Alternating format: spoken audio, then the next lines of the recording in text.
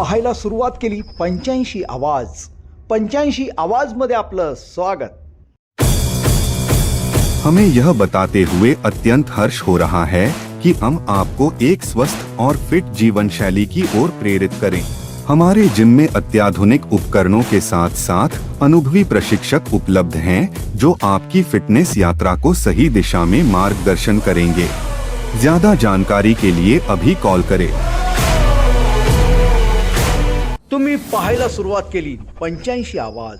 85 आवाज मध्ये आपलं स्वागत. नैतिकतेच्या मुद्द्यावर धनंजय मुंडेंनी राजीनामा द्यावा, केंद्रीय मंत्र्याचं मोठं विधान. बीड जिल्ह्यातील मस्साजोग गावचे सरपंच संतोष देशमुख यांच्या हत्या प्रकरणाचा पोलीस अजूनही तपास करत आहेत. ही हत्या पवन चक्की कंपनीला खंडणी मागितल्या प्रकरणात झाल्याचा आरोप सुरू आहे. दरम्यान सीआयडीने 31 डिसेंबर रोजी धनंजय मुंडे यांचे जवळचे मानले जाणारे वाल्मिक कराड याला अटक केली.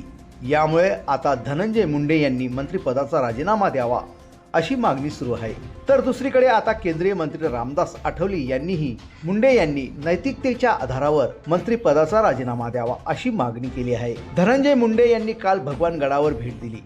या भेटीनंतर डॉक्टर नामदेव शास्त्री यांनी आपली भूमिका स्पष्ट केली. ते म्हणाले, धनंजय मुंडेंची भेट झाली, 2 तास चर्चा झाली. आम्ही धनंजय मुंडे यांच्या भक्कमपणे पाठीशी उभे आहोत. यावर आता केंद्रीय राज्यमंत्री रामदास आठवले यांनी प्रतिक्रिया दिली. केंद्रीय राज्यमंत्री रामदास आठवले म्हणाले, नामदेव महाराज यांचं म्हणणं आहे की ते राजकारणात आले नसते तर संत झाले असते. ही गोष्ट खरी आहे. ते राजकारणात आले नसते तर संत झाले असते.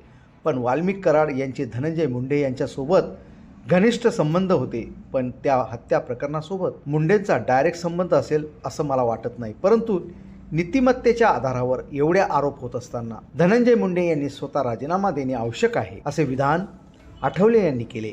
तसेच त्यांनी अजित पवार यांनी राजीनामा घेणे अत्यंत आवश्यक आहे असंही रामदास आठवले म्हणाले. धनंजय मुंडे यांनी दिले स्पष्टीकरण, माझ्यावर आलेले संकट आजच नाही, गेल्या 53 दिवसापासून मला टार्गेट करण्यात येत आहे. त्यात भगवानगड आपल्या पाठीशी उभा राहतो, त्यामुळे निश्चित आपली मोठी जबाबदारी वाढली आहे असं सांगत धनंजय मुंडे यांनी नामदेव शास्त्री महाराजांनी केलेल्या विधानावर भाष्य केलं. पत्रकारांशी बोलताना धनंजय मुंडे म्हणाले, भगवानगड माझ्यासारखा कार्यकर्त्यांच्या मागे उभा आहे. यासारखी ताकद आणि न्यायचार्याचा इतका मोठा विश्वास ही माझ्यासाठी मोठी जबाबदारी आहे. भगवानगड गरिबातल्या गरीब माणसांच्या पैशातून उभा राहिला.